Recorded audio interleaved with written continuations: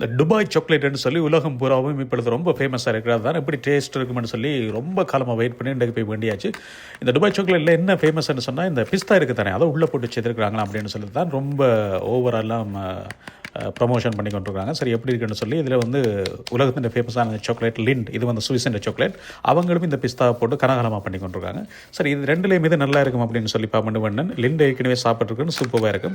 அதை விட Dubai chocolate ரொம்ப அதிகம், டபுள் வீல. பட் அதுக்கு என்ன தான் இருக்குன்னு சொல்லி பார்ப்போம்னு சொல்லிட்டு வேணுனது. பேக்கிங்கெல்லாம் ரொம்ப அழகாக பண்ணியிருக்கிறாங்க. லிண்டை விட இந்த துபாய் சாக்லேட் வந்து மொத்தம் கூட, ரொம்ப திக்னஸ் கூட. பார்த்திங்கன்னா தெரியும், உள்ளுக்கு வந்து மனமாக வந்து பாதாம் போட்டிருக்காங்க. அதான் அந்த லிண்ட் சாக்லேட்டை விட இது என்ன வித்தியாசம் பண்ணால், இது வந்து மனமாக ரொம்ப கூட பாதாம் போட்டிருக்காங்க. இது வந்து லிண்ட் சாக்லேட் சுவிஸுண்ட. இதுன்ற டேஸ்ட் வேறு லெவலில் இருக்கும். சாப்பிட்டு பார்த்தாங்களுக்கு தெரியும். சரி, இப்போ லிண்ட் அப்படிங்கன்னு பார்க்கலாம். லிண்ட் வந்து சொல்லவே தெரியல. இது கனாலமாக சாப்பிட்றோன்னு அந்த சாக்லேட் ஒரிஜினல் மில்க், அதாவது வந்து உலகத்திலே ஃபேமஸான சாக்லேட் வந்து லிண்ட் சுவிஸுண்ட. இப்போ வந்து துபாய் சாக்லேட் அப்படிங்கன்னு பார்க்கலாம். பாருங்கள் எவ்வளோ அழகாக பாதாம் பிஸ்தெல்லாம் போட்டிருக்காங்கண்டு.